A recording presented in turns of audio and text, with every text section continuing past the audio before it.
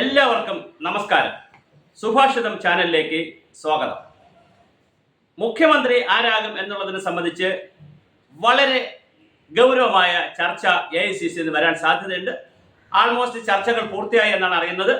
ഇനി വരാൻ സാധ്യതയുള്ള ഒരു ആരാണ് അവിടെ നിന്ന് മുഖ്യമന്ത്രി എന്നുള്ളത് അറിയിച്ചാൽ മാത്രം മതി. ഞാനിപ്പോൾ ഈ വീഡിയോ ചെയ്യുന്നത് മറ്റൊരു കാര്യമാണ്. ശബരിമല ക്ഷേത്രം പല കാരണങ്ങളാൽ കഴിഞ്ഞ കുറെ കാലമായി കേരളത്തിൻ്റെ പൊതുരാഷ്ട്രീയത്തിലുണ്ട്. പ്രത്യേകിച്ച് ഒന്നാം പിണറായിയുടെ ഭരണകാലത്ത് പ്രളയം വന്നപ്പോൾ മാളികപ്പുറത്തമ്മയ്ക്ക് കല്യാണം കഴിക്കാൻ വേണ്ടി അയ്യപ്പൻ ഉണ്ടാക്കിയതെന്ന് പ്രളയമെന്ന് പറഞ്ഞ് CPM-നൊരു ബുദ്ധിജീവി വേള ഉണ്ടാക്കി. അത് പോട്ടെ, ഇപ്പം നമ്മൾ ആരെയും കുറ്റം പറയാനോ ഒന്നുമല്ല ഈ വീഡിയോ ചെയ്യുന്നത്. അത് കഴിഞ്ഞ് വീണ്ടും രണ്ടാം പിണറായി സർക്കാർ വന്നപ്പോൾ വളരെ കൃത്യമായി ശബരിമലയിൽ കൊള്ള നടന്നു. ശബരിമലയിലെ കൊടിമരം, അവിടുത്തെ വാജിവാഹനം, കട്ടളപ്പാളി, വാതിലുകൾ, എന്തിനു പറയുന്നു, അവിടെ നിന്ന് കിട്ടാവുന്ന എല്ലാ സ്വർണം പൂശിയിട്ട് എല്ലാം വ്യത്യസ്തമായ ആളുകൾ അടിച്ചുകൊണ്ട് പോയി. അതിൽ ദേവസ്വം ബോർഡ് മുൻ പ്രസിഡന്റ് പത്മകുമാർ, മുൻ MLA കൂടിയാണ് കോന്നിയിലെ N. വാസു, നിരവധി ആളുകളാണ് ജയിലിൽ കിടന്നത്. പലരും ഈ കുറ്റപത്രം കൊടുക്കാത്തത് കൊണ്ട് പുറത്തിറങ്ങി.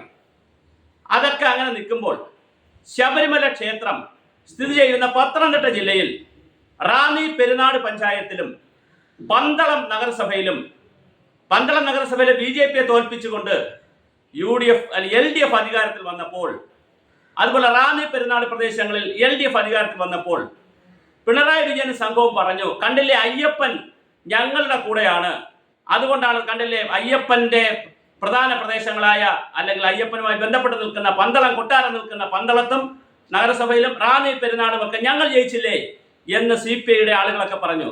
അപ്പോഴും മാളികപ്പുറത്തമ്മയും അയ്യപ്പനും ഒക്കെ വളരെ കൂളായി കാമായി ഇരിക്കുകയായിരുന്നു.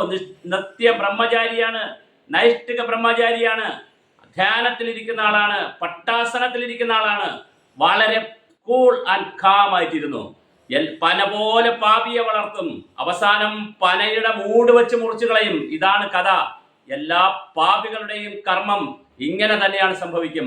അപ്പോൾ ചരിത്രത്തിലില്ലാത്തൊരു തോൽവിയിലേക്ക്, ചരിത്രത്തിൽ നിന്ന് എഴുന്നേൽക്കാൻ കഴിയാത്തൊരു തോൽവിയിലേക്ക് ചാരമാകുന്ന നിലയിൽ 102 സീറ്റ് UDF-ന് കൊടുത്തുകൊണ്ട് VD സതീശൻ പോലും 100 പറഞ്ഞോളൂ, പക്ഷെ 102 സീറ്റ് കൊടുത്തുകൊണ്ട് VD സതീശൻ 100 പറഞ്ഞപ്പോൾ എല്ലാവരും കളിയാക്കുകയും ചെയ്തു. പിന്നെ വെള്ളാപ്പള്ളി നടേശൻ അവർകളൊക്കെ കാക്കമല്ലെന്ന് പറക്കുമെന്നും രാജിവെക്കുമെന്നൊക്കെ ഒരുപാട് കാര്യങ്ങൾ പറഞ്ഞ് പരിഹസിച്ചു. പക്ഷെ അതിനെയും കവർ ചെയ്തുകൊണ്ട് അതുക്കും മേലെ 102 സീറ്റിൽ ശബരിമല അയ്യപ്പൻ കൈവച്ചു. അങ്ങനെ അത് മാത്രമോ, 12-ലധികം 13 മന്ത്രിമാരെ തോൽപ്പിച്ചു. മാത്രമല്ല ഗണേഷ് മന്ത്രി, അദ്ദേഹം ഒരു വിശ്വാസിയായിട്ടും അദ്ദേഹം ഒരു വളരെ 25 വർഷമായിട്ട് ജയിച്ചിട്ടും അദ്ദേഹവും ഈ വിഷയത്തിൽ ഒരു ഇരട്ട നിലപാട് സ്വീകരിച്ചു. അങ്ങനെ പത്തനംതിട്ട ജില്ലയിലെ ഒരു കാലഘട്ടത്തിൽ പത്തനംതിട്ട ജില്ല കോൺഗ്രസിൻ്റെതായിരുന്നു. ആ പ്രതാപത്തിലേക്ക് കോൺഗ്രസ് തിരിച്ചു വന്നിരിക്കുന്നു. കോന്നിയിൽ നാമമാത്രമായ വോട്ടുകൾക്കാണ് സതീഷ് കൊച്ചുപറമ്പിൽ തോറ്റുപോയത്. അല്ലെങ്കിൽ 5 സീറ്റും തൂത്തുവാരുമായിരുന്നു. റാന്നിയിലും കോന്നി പിന്നെ പത്തനാപുരത്തും അടൂരും ആറന്മുളയിലുമൊക്കെ വലിയ വിജയമാണ് UDF നേടിയത്. ഒരു മന്ത്രിയെ, വീണ ജോർജിനെ അട്ടിമറിച്ചുകൊണ്ടാണ് ആറന്മുളയിലെ വിജയമുണ്ടായത്. അങ്ങനെ വലിയ വിജയമുണ്ടായ പത്തനംതിട്ട ജില്ലയിൽ നിന്ന് നേരത്തെ മന്ത്രിമാരുണ്ടായിരുന്നു, ഡെപ്യൂട്ടി സ്പീക്കർ ഉണ്ടായിരുന്നു, ലോകസഭയുമായി ബന്ധപ്പെട്ട പ്രധാനപ്പെട്ട ആളുകൾ ഉണ്ടായിരുന്നു. അപ്പോൾ വളരെ പ്രധാനപ്പെട്ട രാഷ്ട്രീയ നേതാക്കളെല്ലാം ഉണ്ടായിട്ടുള്ള കോൺഗ്രസിന്റെ ഈറ്റില്ലമാണ് പത്തനംതിട്ട ജില്ല. അതുകൊണ്ട് തന്നെ അയ്യപ്പന്റെ ആഗ്രഹം എന്ന് പറയുന്നത്, ഞാൻ അയ്യപ്പന്റെ ബിനാമി, അയ്യപ്പന് വേണ്ടി വർത്താനം പറയുന്ന ആളല്ല. എന്നാലും ഞാൻ പറയുന്നു, കേരളത്തിന്റെ പൊതുസമൂഹം ആഗ്രഹിക്കുന്നത് കഴിഞ്ഞ കുറെ കാലമായി ശബരിമലയിൽ കൊള്ള നടക്കാനുള്ള പ്രധാന കാരണം വിശ്വാസികളല്ലാത്ത എവിടെയോ ഉള്ള ഏതെങ്കിലും ജില്ലയിൽ നിന്ന് ജയിക്കുന്ന ആർക്കെങ്കിലും ശബരിമലയുടെ ചുമതലയുള്ള മന്ത്രിയായി വരുന്നത് കൊണ്ട് കൂടിയാണ്. രാധാകൃഷ്ണൻ മന്ത്രി തൃശ്ശൂർക്കാരനായിരുന്നു, LDF ഇരുന്നപ്പോൾ. അദ്ദേഹത്തിന് എന്ത് വൈകാരികതയാണ് അയ്യപ്പനുമായിട്ട്, പ്രത്യേകിച്ച് അദ്ദേഹം വൈരുദ്ധ്യാത്മ ഭൗതികവാദത്തിൽ വിശ്വസിക്കുന്ന ആളാണ്. അതുപോലെ ഓരോ സ്ഥലത്തുള്ള മുൻ ദേവസ്വം മന്ത്രിമാരെല്ലാം പത്തനംതിട്ട ജില്ലയ്ക്ക് പുറത്തുനിന്നുള്ളവരായിരുന്നു. എന്തുകൊണ്ട് ഇപ്രാവശ്യം UDF-നെ സംബന്ധിച്ചിടത്തോളം സാമുദായിക, മതപരമായും ജാതിപരമായും ജില്ലാപരമായും മഹിള, യൂത്ത്, കേശു, ഇങ്ങനെ എല്ലാ കാര്യങ്ങളും, പിന്നെ സീനിയോറിറ്റി ജൂനിയർ എല്ലാം നോക്കിയിട്ടായിരിക്കും മന്ത്രി എടുക്കുന്നത്. അതിനകത്തൊന്നും നമുക്ക് അഭിപ്രായമില്ല. എന്തുകൊണ്ടും പത്തനംതിട്ട ജില്ലയിൽ നിന്ന് ഇപ്രാവശ്യം മന്ത്രി ഉണ്ടായിക്കൂടാ എന്നൊരു ചോദ്യം വളരെ പ്രധാനമാണ്. ഉണ്ടാകണമെന്നാണ് അയ്യപ്പൻ ആഗ്രഹിക്കുന്നത്. അങ്ങനെ ഉണ്ടാകണമെന്ന് മാത്രമല്ല, ദേവസ്വം ബോർഡാണ് കൊടുക്കുകയും ദേവസ്വം ബോർഡിൽ ശബരിമലയിൽ വളരെ കൃത്യമായ ഒരു തീർത്ഥാടന കേന്ദ്രമാക്കി ശബരിമലയെ മാറ്റി ഒരു പിൽഗ്രിം ടൂറിസത്തിന്റെ എല്ലാ സാധ്യതകളുമുള്ള, കേരളത്തിലെ ഖജനാവിൽ പണമില്ലെന്നാണല്ലോ എല്ലാവരുടെയും പരാതി, പൂച്ചപറ്റ് കിടക്കുന്നതും പട്ടിപറ്റ് കിടക്കുന്നതാണല്ലോ, ആയിരക്കണക്കിന് കോടിക്കണക്കിന് രൂപ ഖജനാവിൽ വരുത്താനുള്ള ഒരൊറ്റ മന്ത്രം എന്ന് പറയുന്നത് ശബരിമല അയ്യപ്പനെ കയ്യിലെടുക്കുക എന്നുള്ളതാണ്. ആ സീസണിൽ, ശബരിമല അയ്യപ്പന്റെ സീസണിൽ, ശബരിമലയിൽ പത്തനംതിട്ട ജില്ലയിലും മറ്റ് ജില്ലകളിലും കേരളത്തിലാകെ ഒരു പിൽഗ്രിം ടൂറിസത്തിന്റെ പീരീഡായി പ്രഖ്യാപിക്കുക. ആ 41 ദിവസം, വൃശ്ചിക മാസം 1-ാം തീയതി മുതൽ മകരമാസം 1-ാം തീയതി വരെയുള്ള കാലഘട്ടം കേരളത്തിലെ പിൽഗ്രിം ടൂറിസത്തിന്റെ ഹബ്ബായി പ്രഖ്യാപിക്കുകയും കേരളമാകെ അതിന്റെ പ്രവർത്തനങ്ങൾ നടത്തുകയും ചെയ്താൽ കോടാനുകോടി രൂപയാണ് നമുക്ക് കിട്ടുന്നത്. അങ്ങനെ ശബരിമല അയ്യപ്പന്റെ ആ ക്ഷേത്രത്തിൽ വരുന്ന വരുമാനമാണ് മറ്റൊരുപാട് ക്ഷേത്രങ്ങളിലെ പൂജാരിമാരുടെയും പോറ്റിമാരുടെയും ശമ്പളം ഉൾപ്പെടെ കൊടുക്കാൻ കഴിയുന്ന ഒരു വലിയ അമ്പലമാണ്. അപ്പോൾ അന്നദാതാവായിട്ടുള്ള ശബരിമല അയ്യപ്പനെ സംരക്ഷിക്കാൻ പത്തനംതിട്ട ജില്ലയിൽ നിന്ന് തന്നെ ഒരു മന്ത്രി ഇപ്രാവശ്യം ഉണ്ടാകട്ടെ. അതിന് ജൂനിയർ സീനിയർ അങ്ങനെ ഒന്നും നോക്കരുത്. പത്തനംതിട്ട ജില്ലയിൽ നിന്നൊരു മന്ത്രി ഉണ്ടാകണം. ആ മന്ത്രിക്ക് ദേവസ്വം ബോർഡ് തന്നെ കൊടുത്താൽ വളരെ മനോഹരമാകില്ലേ എന്നുള്ളതാണ് നമ്മുടെ സുഭാഷിതത്തിന്റെ ചോദ്യം. നമ്മൾ പറഞ്ഞിരുന്ന പല കാര്യങ്ങളും, അത് ഓരോ സ്ഥാനാർത്ഥികളെ നിശ്ചയിക്കുന്ന കാര്യത്തിലും സ്ഥാനാർത്ഥികൾ ജയിക്കുന്ന കാര്യത്തിലും ഒക്കെ നമ്മൾ സുഭാഷിതം ചാനൽ മുന്നോട്ട് വെച്ച ആശയങ്ങൾ വിജയിക്കുകയും നമ്മൾ പറഞ്ഞ എല്ലാ അട്ടിമറി വിജയങ്ങളും കേരളത്തിൽ സംഭവിക്കുകയും ചെയ്തു.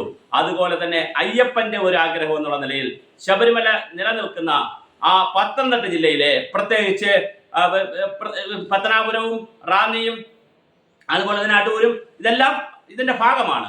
പിന്നെ ആറന്മുളയെല്ലാം കൃത്യമായി പിന്നെ പത്തനംതിട്ടയുടെ ഭാഗമാണ്. ആ പത്തനംതിട്ട ജില്ലയിൽ നിന്ന് വിശ്വാസിയായിട്ടുള്ള, ശബരിമലയിൽ വിശ്വസിക്കുന്ന, അവിടെ ചെന്നാൽ അയ്യപ്പന്റെ മുമ്പിൽ കൈകൂപ്പി നിൽക്കുന്ന, സമസ്ത അപരാധങ്ങളും പുറത്തു പറയുന്ന, ചെയ്തു പോയ തെറ്റുകൾക്കെല്ലാം പാപപരിഹാരം ഉണ്ടാക്കുന്ന കൃത്യമായ ഒരു മന്ത്രി പത്തനംതിട്ടയിൽ നിന്നുണ്ടാകട്ടെ. ആ മന്ത്രി ദേവസ്വം ബോർഡാണ് കൈകാര്യം ചെയ്യുന്നതെങ്കിൽ അയ്യപ്പന്റെ അഭീഷ്ടകാര്യം നടക്കും. കേരളത്തിലാകെ ഒരു പിൽഗ്രിം ടൂറിസം കൊണ്ടുവരാനുള്ള എല്ലാ സാധ്യതയുമാണ് കാണുന്നത്. ആ സാധ്യത വരട്ടെ. നോക്കൂ, സുപ്രീം കോടതി പോലും ഇപ്പോൾ വളഞ്ഞ് തീരുമാനിക്കുന്നില്ലേ? സുപ്രീം കോടതിയിൽ നിന്ന് വരാൻ പോണ വിധി എന്തായിരിക്കുമെന്ന് ഇപ്പോൾ നമുക്ക് സൂചന കിട്ടിക്കഴിഞ്ഞല്ലോ. അതുകൊണ്ട് തന്നെ അയ്യപ്പൻ താമസിച്ചാണ് പ്രവർത്തിക്കുന്നതെന്ന് ആരും പറയേണ്ട. ഒരു യുഗം കൊണ്ടൊക്കെയാണല്ലോ ഭഗവാനും ദൈവവും ഒക്കെ പ്രവർത്തിക്കുന്നത്. അതുകൊണ്ട് നമുക്കാണ് സ്പീഡ്, മറ്റൊരു സ്പീഡും അയ്യപ്പനില്ല. കൃത്യമായി എല്ലാം കാണുകയായിരുന്നു, ഒരുപാട് അവസരം കൊടുക്കുകയായിരുന്നു. പ്രളയം വന്നിട്ടും പിണറായിക്ക് ഒരു അവസരം കൂടെ കൊടുത്തു.